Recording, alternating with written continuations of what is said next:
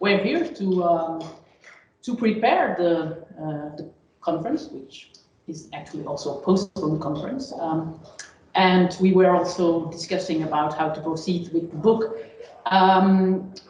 Bill and his wife Lynn, they stayed in our garden in their motorhome, and we had a very nice time here as academics, but of course also as friends. And some people of you know Bill also quite good, and like for instance Jenny, and I think they can all affirm that he was a very warm person, very humorous, very nice, friendly person, and he'll be missed.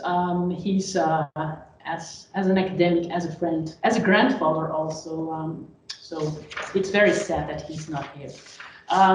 But in the spirit of Bill, I can say there's not only this book, but my husband and I, we recently bought a motorhome, and every time we will travel with the motorhome, I'm sure we will remember Bill.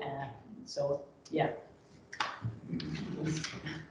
Just very briefly, I also knew Bill. He edited my book actually, and he's a Warwicker, graduated from University of Warwick, like myself.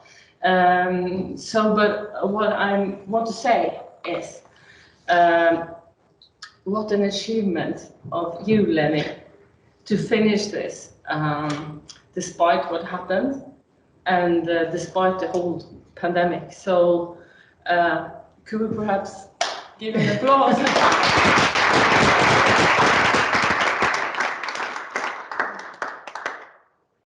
Okay. So why actually did Bill and I think it was time to have this contribution on Islamic religious education in Europe?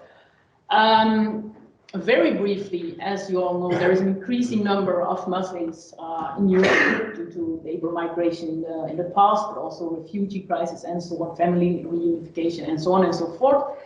And that means that there is also an increasing number of Muslims in our schools. And we can see that they are in diverse types of schools. There are Muslims in state schools.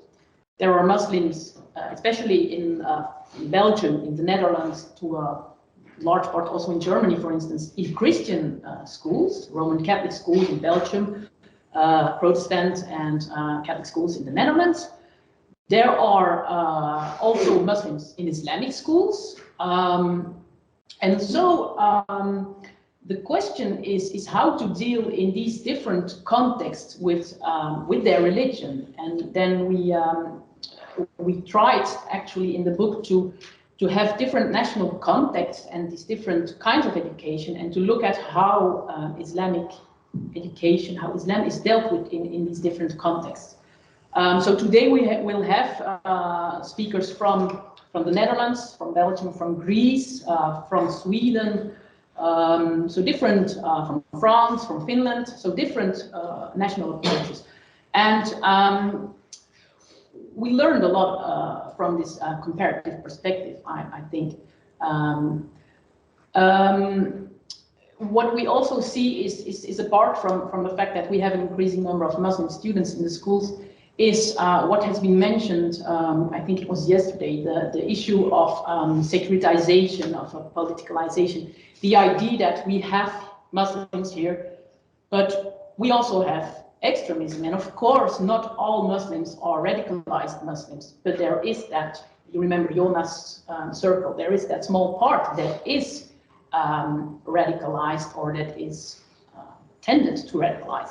And so one of the questions is, what in this context, what does the state expect from Islamic religious education and from religious education more in general? And what does society expect from Islamic religious education? But on the other hand, there is also the Muslim community. What does the Muslim community, or I have to say, the Muslim communities, what do they expect from Islamic religious education? And are both the same, or are they different? And is there uniform idea on what Islamic education should be according to the Muslim communities? So we can see that there are these both actors. That you have the community, but you also communities, and you also have the state. And it's a very, I think, challenging, triggering question how we can at best deal with Islamic education, taking into account the separation of church and state, which of course is in Belgium as in many other nations, in all other nations, I should say, not a strict separation of church and state. So this idea to focus on Islamic religious education is also embedded in a more a broader academic focus, I think, on comparative research in religion and education. I think, and Oddrun agrees with me, that comparing different RE and educational contexts has several benefits. It's important to look at each other, to learn from each other, to look at good and bad practices. Before I say something more about some conclusions of the book, of this comparative research, Oddrun will now tell you something more about why this comparative perspective is, in a broader sense, useful for religious education. Okay. Yes. So how do we switch this? Is it just like this? Yeah. The focus is on Islam and Muslims in Europe in this conference, but I'm here to explain why this is it's also important that it's a comparative project. Norway is not an island. When we got the inclusive RE in 1997, we started to get impulses from England. And I wanted to understand where those came from and what that context was. So I did a comparative study of England and Norway, and some of the important factors. Some of the findings, important factors of explaining developments in one country, I found was the traditional relationship between state and religion, and the nature of the educational system, which those two are intertwined as well. And the comparative perspectives particularly illuminates blind spots of taken for grantedness in a national context. So that actually makes visible what characterizes developments in one country. Yeah, and then I got the opportunity to write a comparative chapter in this series of religious education at schools in Europe, in the Western Europe book, and I widened my perspective, included 8 more countries based on reading of the book, and a pattern of what I'm calling same but different appeared to me. In that, for each country, there was a story of how particular that nation's history was vis-à-vis religion. And it is particular, but it's the same, because it's always vis-à-vis religion and vis-à-vis Christianity in the main, in these countries. So, and then it seemed to me, because all the chapters focused on the challenge of plurality, more than was intended, I think, from the book. There was, all the chapters had focus on plurality, and it seemed to me that conditions for change, needed change to adjust to new realities, were very determined by that specific history.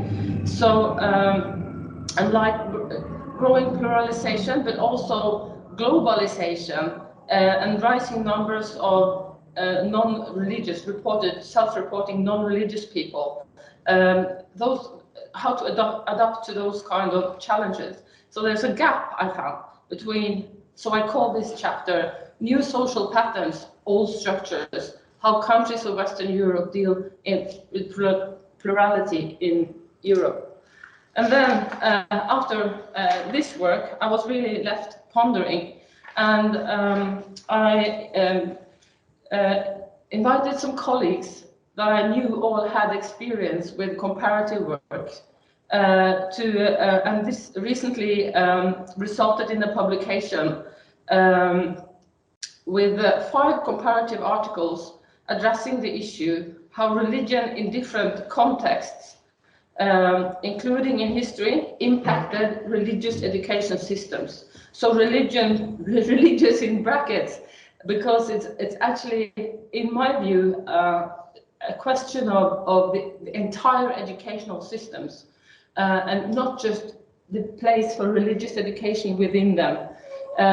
So we had a hypothesis that from that other chapter, that new social patterns are not sufficiently met in educational systems, which rather reflect traditional religious landscapes, or I could say religious conflicts of the past, which has been resolved. There was never peace. But with yeah. So in that issue, there are 5 articles, and my own contribution is the introduction, setting the scene. And there's also commentary by Sibylle Miedema from Netherlands, and 4 book reviews. And one of them is regarding this book by Abdulrahman Hendek. Yes. So, and I will highlight 2 of the articles, although I think they're all great. But Leni Franken's article in particular explores church-state relations vis-a-vis the forms of RE in Europe, and importantly, offering explanations for why the old structures are so hard to change. And for instance, it's we see that's also often related to national nations' constitutions, and so this strengthens my view that we need to talk about religion and education, and not just religious education in various systems. And then I also want to highlight Christian Niemi's comparison of Sweden and India. And that makes very clear that looking across to other countries is necessary for mirroring oneself, as he calls it. It is through contrasting that we are mirroring ourselves and getting new insights into why we are doing things in a particular way in one country. And Christian's contribution also poses a new question, whether we are Eurocentric or Christian-centric in a way, in the way we think about religion, and also the way we think about secularity, because he treats both those main concepts in that article. I think it's very interesting. So, turning to this present book, for me, question is this the main point of Islamic religious education, or it's just a good choice of focus? And well, at the very least, it's a very good choice, because it's it highlights some general points, but also gets across some particular points regarding Islam, which is one of the most debated religions. I will not say new religions in Europe, because we know it's not, but it's much debated and therefore maybe more in need of attention. But I will also mention that minor religions, which are not getting that much attention, also exist and also deserves attention. To quote Hendek's book review, the state of RE determines the state of IRE in a country. That sums it up. And in my short chapter, I, in brief, compare Cyprus, Netherlands, and Denmark to have some focus. And those choices illustrate quite clearly how the national context determines what kind of RE there is. And so if Christian RE is confessional RE, Islamic RE is confessional RE, and if the history is of strict separation of state and religion, there is no RE and thus no IRE in state schools. And it seems to be in places where there were Protestant churches that inclusive models developed. Yes, so we see how I think we see how part of European history with regard to religion and state is about controlling religion also, and a historical bickering back and forth between religion and state is really deep in European history. And so we're now at a stage where it seems like the long negotiated deal for Christianity is just expanded to include other religions. But that may not always fit so well.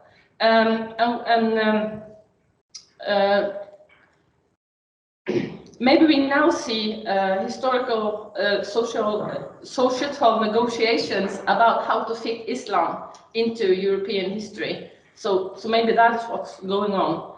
And this comparative perspective brings forward the terms and conditions for this and makes it a better foundation for discussing how to proceed. And Islam is very well fitted to illustrate the need to think again about the relationship between states and different religions and religion in education. Oh, I think I used a lot of time now. I have a few more slides, but maybe my main points have been made. But also this maybe that it's educational policy is often about everything but religion, and yeah, it seems to be a blind spot regarding the effects on education as such, like I said. Yeah, maybe I skip this.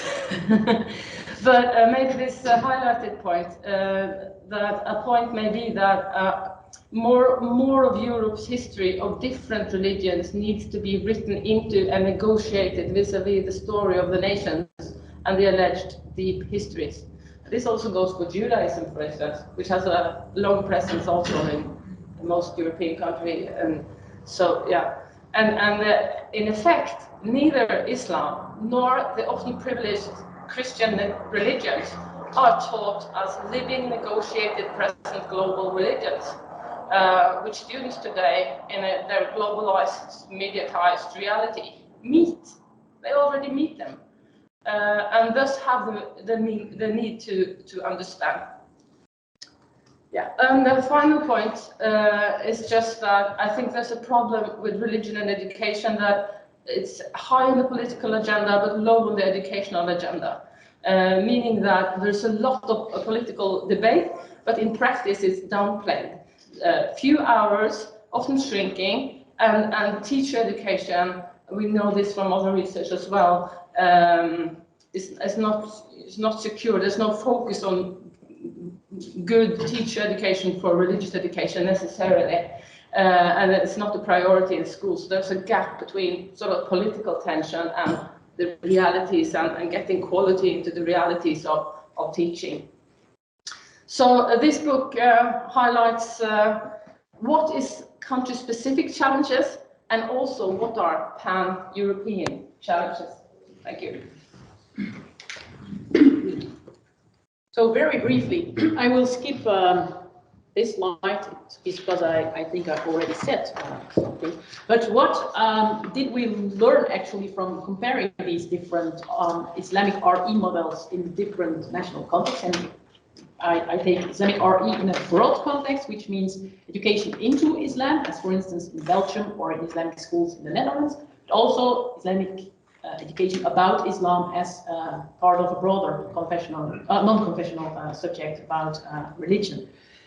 And what was interesting, I think, is that several challenges we see are similar in both approaches, in education into Islam and in education about Islam. For instance, when we look at education into Islam, we see in many countries, including Belgium, that there are problems with textbooks. They are largely influenced by foreign Muslim organizations, such as Diyanet. They are very Sunni-oriented and not taking much into account internal diversity within Islam and the fact that Islam is a lived religion with very diverse interpretations and practices. So this is what we call essentialism. Islam is essentialized to one thing, what we make of it actually, or what writers of the textbooks make of it. And there is, unfortunately, not much attention for other worldviews. And if there is attention for other worldviews, it's mainly for the monotheistic traditions. And it's through a very colored lens, of course. Then there is often a problem with critical stance and reflexivity. I think one of the most important things of religious education, both about and into religion, is that students are critical, that they are challenged to think about their own worldview, their own religious or non-religious worldview, and we're challenged to reflect about it. But we miss that often in education into Islam. So also the hermeneutical critical stance, reading texts, reading why they are written in a specific context. There have been experiments, for instance, in Brussels, in state schools, with Rashid Benzine, who tried this method. But it's not the way that is common in education into Islam. Then there are problems, not only in Belgium, but also in Austria, in Germany, and several other nations, with teacher training. The programs, although they increased over the past decades, they are insufficient. This means also that there is a number of insufficiently skilled Islamic teachers. And also the role of the state is important there. What do we, as I told in the beginning, what do we as a society, as a state, expect from Islamic religious education, and what do the Muslim communities expect from it? So it's not an easy exercise, and we see in all these nations who have Islamic education into Islam that it is very difficult to handle with this issue. And then there is, of course, also related to this the institutional indebtedness. We mentioned the problems we have today with the Muslim executive in Belgium, but it's not a typical Belgian problem. Also in France, there are problems with establishing a representative organ for the Muslims. Also in Austria, there have been problems, and there still are problems, and some Islamic communities do not want to belong to that recognized group. So again, separation and cooperation of church and state, but it's very difficult to handle with it. And we have a certain view of what education should be. We, I mean the state, the educational authorities, but is that the same view as what the Muslim communities want and what they actually do? And I think that's a very important issue. But also when we look at education about Islam, for instance, in Sweden or in Norway, we see some similar challenges. For instance, teacher training. According to the European Court of Human Rights, education about religion should be critical, objective, and pluralistic. But that means that teachers should be trained well, and the way they should be trained is, I think, in academic study of religion. And what often happens in practice is that either religious studies departments do not exist, as in Belgium, for instance. We do not have non-denominational religious studies. We do not have it at the academic level. Or that, as for instance, in Denmark or in Norway, I think also, teachers who are teaching about religion are actually trained still in theological universities or university colleges. So another point is the curricula and the textbooks. As with education into Islam, we see also that when people talk about Islam, teach about Islam, that it is in a very essentialist view. It's about the Muslim, and it's about the Islam, and as I told you, it's Muslim communities. It's so many types of Islams, and that's not taken into consideration in most textbooks. And as Jenny will probably tell you later, sometimes we also see that there is this still Christian lens of looking to Islam. So when there is education about Islam in Scandinavia, we see that it's not neutral, or as neutral as it is supposed to be, because it's often approached through a Christian Lutheran lens and imbued with Christianity, actually, and that leads also to stereotypes. We've seen these photos yesterday from Jonas. I think that's a typical example of how we stereotype in our textbooks and in the media as well, Islam.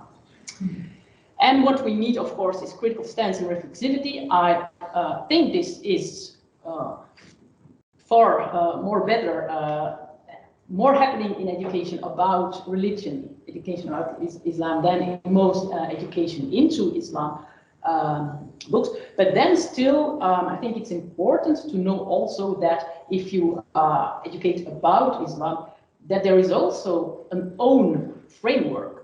No one can approach reality in a neutral way.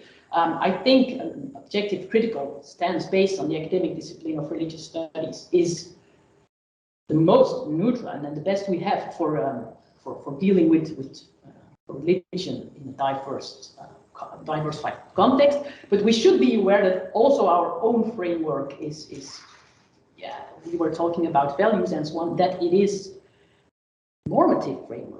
We should be aware of that. That said, both types have some problems, but I think we should not throw away the baby with the bathwater and then just say, leave religion out of school, make it a private matter. I think religion is important. Very briefly, I will refer here to Jürgen Habermas, who talks about the semantic potential of religions. And according to Habermas, religion can be of value for liberal democratic societies, but this presupposes a shift, and I quote, from the traditional to a more reflexive form of religious consciousness.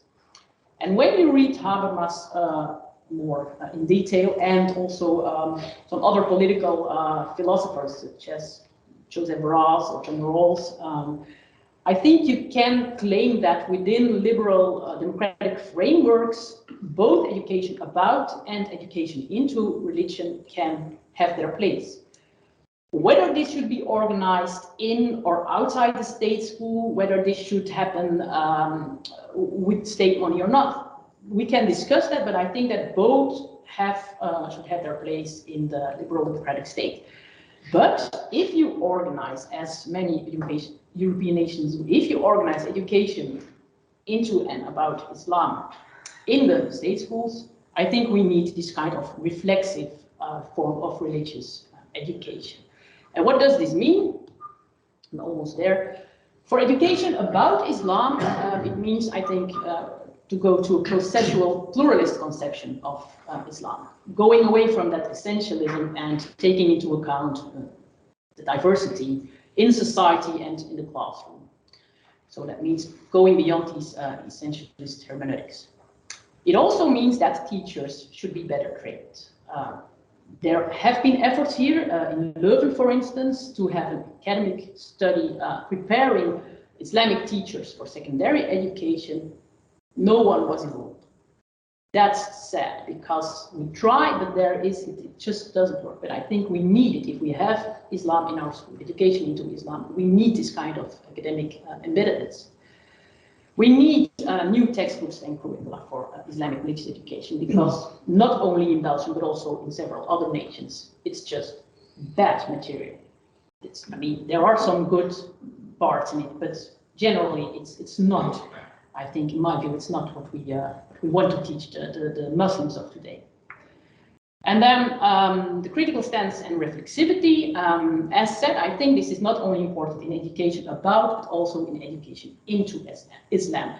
That students, Muslim students, but also other students, can be, and I quote Bista, they have the right to be intellectually and existentially challenged. And you do not challenge them if you just say this is the right approach, this is it. No, you challenge them if you confront them with problems we face in society, with for instance, gender equality, that kind of stuff, or with different verses of the Quran. How do we interpret them? What do you think? That kind of stuff. I think we need that, and that we should get the students, probably also the teachers, out of their comfort zone. Also, with regard to education, further education into Islam. What we also need for education into Islam is this institutional embeddedness. It should be better. It should be, as said by Oddrun we have old structures, but new sociological reality, and we should, sometimes we should change things institutionally as well, I think, or constitutionally. It's not easy, but sometimes I think it's needed. So some archaic legal and cultural hurdles in state administration need to be abolished. Thinking, for instance, on the Muslim executive. New teacher training programs for education, for Islamic education, both for education into and about Islam. And then new curricula and textbooks. I think we have good examples from, for instance, the UK, and I think more collaboration between different nations should be very fruitful. For instance, Dutch and Flemish people speak the same language, but often we do not use the same religious textbooks, and I think we can learn a lot from each other and cooperate. And then, this critical reflective study of Islam, Shaheen unfortunately is not here, but is important. And I think that what I say here goes also for education about Islam, that we need the same, changes of textbooks, that we need this critical approach, that we need good teacher training, and so on and so forth. So many similarities, similar challenges in education about and education into Islam. I think we will hear more concrete things about this by the lecturers today. But what I concluded from the book is that every nation faces his own problems with the type of RE or Islamic religious education. And as said, we should not throw away the baby with the bathwater, but try to see how we can improve both education about Islam, which I see as very important education about religion in general for all the students, and for those students who desire this, or for those parents who desire it for their kids, that they can also have a right to education into religion, into Islam, and that we also should improve the way this school subject is organized. So that's what I had to say, and the rest will be done by other people. Thank you.